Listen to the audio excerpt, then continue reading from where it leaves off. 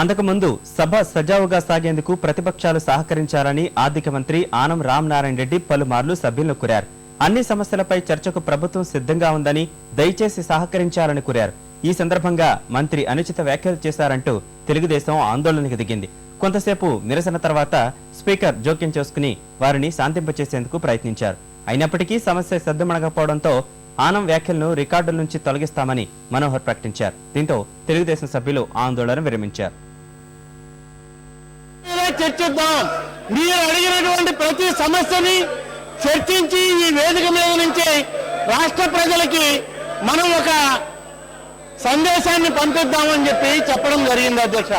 కానీ అధ్యక్ష, బిఎస్సిలో ప్రస్తావన ఒకటి, సభలో జరిగేటువంటి వ్యవహారం ఒకటి అయితే అధ్యక్ష తమరు మాత్రం ఏం చేయగలరు అధ్యక్ష? కాబట్టి అధ్యక్ష, నేను గౌరవ సభ్యులందరినీ కోరేది, 3 రోజుల నుంచి ప్రశ్నోత్తరాలను వాయిదా వేసుకుంటున్నాం, అనేక సమస్యల మీద చర్చించకుండా వాయిదా వేస్తున్నాం.